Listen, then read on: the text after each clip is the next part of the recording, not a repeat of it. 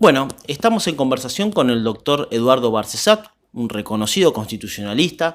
eh, para hablar de diferentes temas. Uno de ellos, el más inmediato, es bueno saber cuál es su opinión con respecto a lo que viene sucediendo actualmente en Bolivia. Bueno, evidentemente es un golpe de Estado con todas las características nefastas de los golpes de Estado clásicos. Es decir, acá no hay ningún disimulo, es un acto de fuerza, inspirado seguramente por el gobierno de Estados Unidos y sus tentáculos sobre Latinoamérica. Evidentemente la situación de Chile y la desesperación que tienen respecto de la posibilidad de perder el gobierno en ese país los ha llevado a acelerar el impulso para el golpe de Estado contra Evo Morales en Bolivia,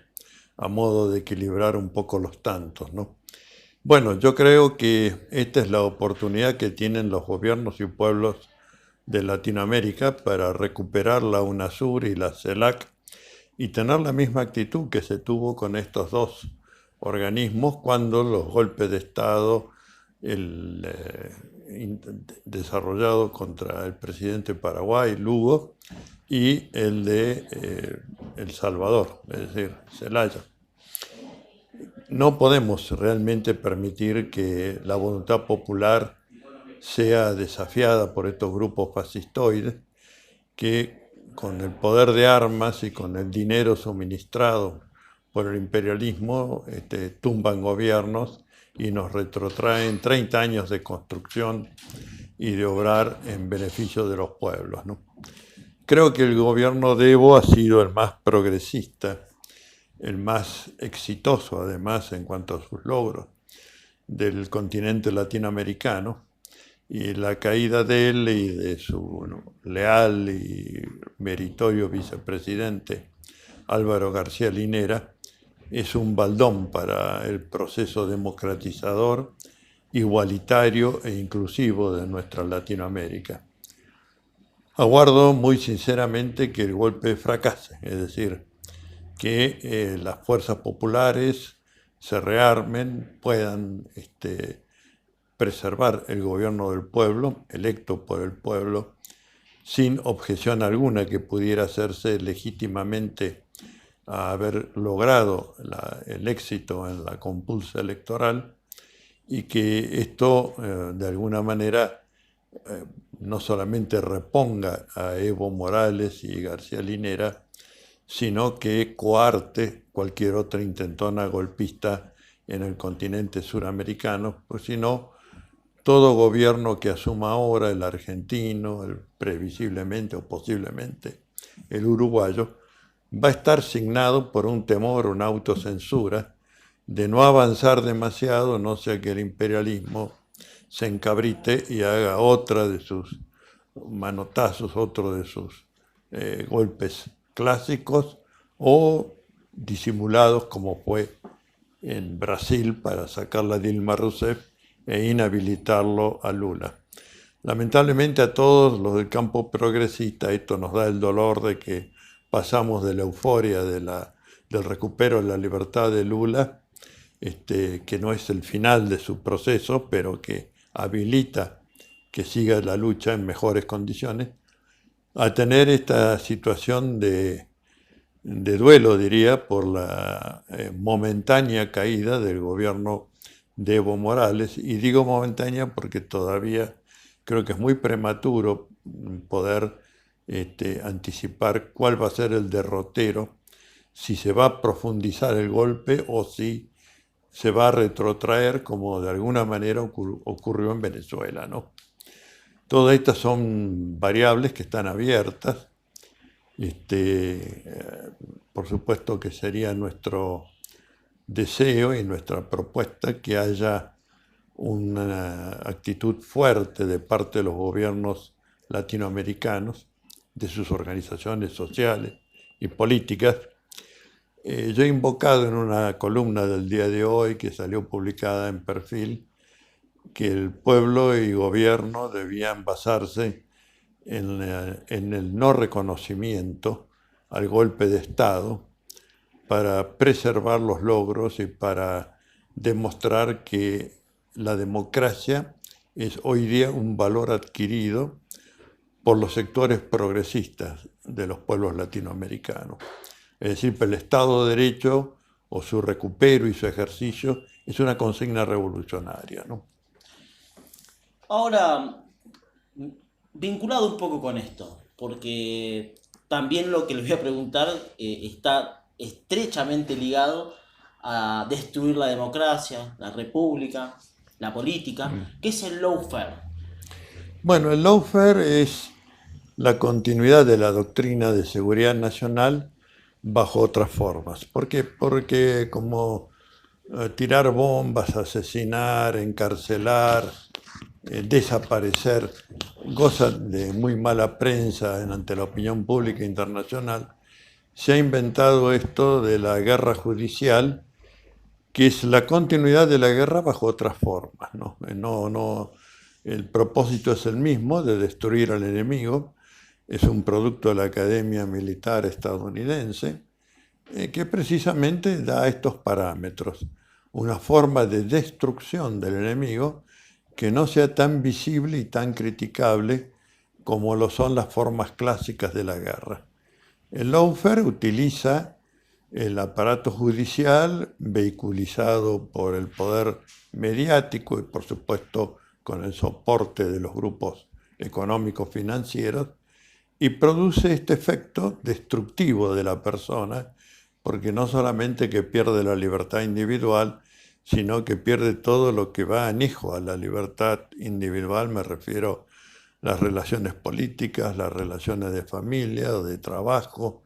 Los embargos que se les traban son monstruosos, de manera de destruirlos económicamente. En definitiva, una especie de muerte civil del siglo XXI. Esto es lo que está detrás del lawfare y que cabalga sobre una exacerbada doctrina de que derecho es lo que los jueces dicen que es, ¿no? Es decir, toda la estructura jerárquica del orden jurídico de estilo europeo, como los que tenemos los países latinoamericanos, fundados en una constitución como norma superior y que de ahí derivan las leyes, los decretos reglamentarios, los actos de los particulares, las sentencias judiciales que vienen recién sobre el final. Bueno, en el sistema del common law esto se desdibuja, es decir, no hay una estructura jerárquica, es una estructura plana, y quienes deciden lo cual es el derecho aplicable son los jueces, en el caso concreto. Varios autores del llamado realismo escandinavo y del realismo anglosajón sostienen que todo lo que nosotros conocemos como nociones de sistema en el orden jurídico son ideas psicológicas, que lo que interesa es lo que el juez dice en el caso concreto. Es decir, no hay derecho en una palabra hasta que el juez se pronuncie. Bueno, esto es tirar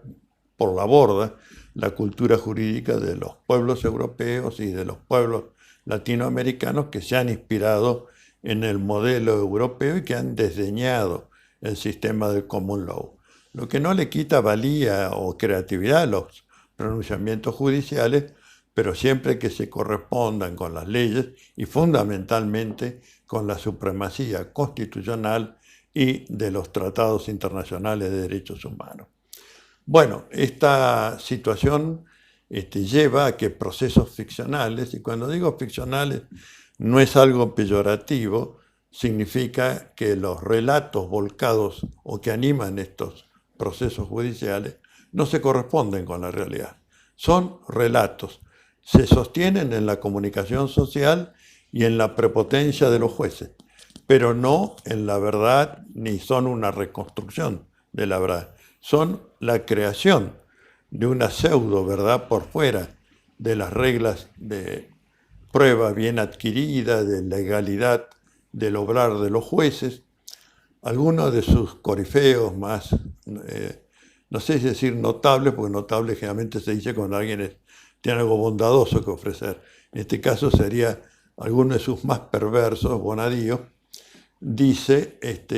aplicamos un proceso creativo. Lo que está diciendo es, nos fregamos en las garantías constitucionales, de los tratados internacionales y de las normas procesales, y nosotros vamos con todo en busca de amilanar y de colectar pruebas, sean o no de utilidad, pero lo importante es hacerlas parecer que son de prosecución de la causa. Si a un estudiante de Derecho que no conociera la experiencia argentina se le relatara el tema de las fotocopias de los cuadernos, diría que es una humorada del docente, porque obviamente no pudiéndose peritar ni la tinta ni el papel para determinar su antigüedad, poco se podría decir de ello que no sea tirarlo a la basura porque no sirve. Bueno, sin embargo, acá tenemos gente que ha perdido la libertad, que sufre embargos, que está en situación de muerte civil hasta que salga. Que han sido presionados para declarar cosas. Que han sido extorsionados claramente. Y una consulta, todo este sistema terrible de persecución política, judicial y mediática, muchas personas sostienen que es para darle vida a una metodología económica. ¿Y esto usted cree que puede llegar a ser así? Yo no creo que llegue a ser así. Creo que está ya fisurado el sistema de lawfare en Brasil con Lula, en la Argentina con un dictamen primero del fiscal Di Lello que dijo cuando recibió una especie de suburbio de la causa de los cuadernos, dijo todo esto no sirve para nada, no es prueba bien adquirida, acá ha habido juez y fiscal que se adjudicaron una causa obviando el sorteo, ha habido presiones sobre los supuestos arrepentidos, no se ha grabado, no hay soporte técnico, ninguna de estas pruebas resiste el menor control de legitimidad y debemos recordar, y lo dice con todas las letras, que las pruebas en el proceso judicial deben ser legítimamente adquiridas por el Estado, ¿no? Que no puede incorporar de cualquier forma o cualquier verdura. Entonces, ese fue un primer golpe. Y el segundo, más categórico, de mayor generalidad, es el informe del relator especial de la Comisión de Derechos Humanos de Naciones Unidas, el relator sobre la independencia de magistrados y abogados, que hace un listado en base a la denuncia que hicieron los organismos de derechos humanos y sus cuerpos jurídicos, hace un listado de todas las felonías que se han cometido desde el Poder Ejecutivo, desde los jueces y desde el Consejo de la Magistratura, y que involucra episodios que atañen incluso a la Corte Suprema de Justicia de la Nación, como fue el dilatar, el tomarle la jura a un senador que iba a reemplazar a aquel que había concluido su mandato o a quien se lo había descalificado porque no era abogado, va a asumir el senador Páez, que es jurista, y le retrasan el juramento. Y mientras tanto, en el Consejo de la Magistratura alteran el orden del día para poner en primer término la cuestión del juzgamiento de la conducta del doctor Eduardo Freiler, un juez de pronunciamientos ejemplares, hay que decirlo, y lo separan del cargo, aprovechando de la circunstancial mayoría que tuvieron en ese momento para satisfacer los 2/3. Bueno, esto y la circunstancia que la Corte Suprema no haya emitido una acordada que le diga a los jueces cómo deben proceder en las causas penales. Recordemos que la Corte Suprema recurrió a este mecanismo de la acordada cuando lo que estaba en juego era su propio rasero, es decir, estaba en juego quien había filtrado grabaciones que no fueron ordenadas judicialmente y que ganaron la prensa y los medios de comunicación social, y claro, como las sospechas podían volcarse sobre ellos, ¿qué hicieron? Criticaron eso, dijeron que solo los jueces pueden ordenar y que lo que los jueces no han ordenado se tiene que destruir de inmediato, o lo que no es relevante para las causas, todo lo que ya está dicho. Pero dicho por la Corte, aunque en este caso era, repito, no tanto para instruir a los jueces inferiores, sino para decir, yo no fui. No sé si es creíble o no, pero que lo hicieron, lo hicieron. Bueno, ahora que estamos frente a al derrumbe, al agrietamiento, tanto gusta hablar de la grieta, al agrietamiento del lawfare, de la guerra judicial, bien podrían emitir un pronunciamiento para que de una vez por todas se caigan estas causas ficcionales. Paradigmáticamente, por supuesto, la causa de la fotocopia de los cuadernos, pero hay otras, por ejemplo, el memorándum de entendimiento con Irán, que ahora está dormido, pisado, anestesiado, estaqueado, pongámosle el nombre que se quiera, pero que todavía es una causa judicial por la cual hay gente con auto de procesamiento, con embargos, etc. Y es una causa que no resiste el menor análisis jurídico. Estamos entonces en una situación en que sería más que deseable que la Corte emita un pronunciamiento, y si no lo hace la Corte, sostenido que correspondería que lo haga el nuevo Congreso de la Nación en su primera sesión tras recibir el juramento a los nuevos diputados y senadores, decir: señores Corte Suprema, ustedes han guardado silencio frente a estas tropelías procesales, es hora que ustedes instruyan a los jueces inferiores para que todo esto que no puede superar el control de legalidad sea anulado, y si hay alguna pieza valiosa de prueba, que sea para un nuevo procedimiento. Pero estos procedimientos ficcionales tienen que tener término y tienen que recuperar la libertad, los que tengan que recuperar, deshacer los embargos, las inhibiciones y todos los abusos que se han cometido en nombre de causas judiciales que no pueden tener el nombre de la Constitución, causas. Son expedientes, pero no causas. Así lo hemos sostenido ante la Corte Suprema. Estamos desde el 28 de diciembre del año pasado, 2018, aguardando un pronunciamiento, y no sé por qué, y a pesar de 2 pedidos de pronto despacho, todavía está circulando entre los señores ministros de la Corte a ver qué es lo que hacen y cómo lo hacen. Bueno, evidentemente debemos salir de este cono de sombra del gobierno de los jueces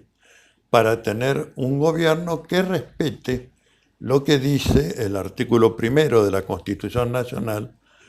un gobierno con poderes republicanos representativos. El Poder Judicial actual de la Argentina no es ni republicano ni representativo. Entonces, que escuche la palabra de quienes sí han sido ungidos por el voto popular y tome esto como una recomendación y no como una injerencia, porque esto es visible para todos,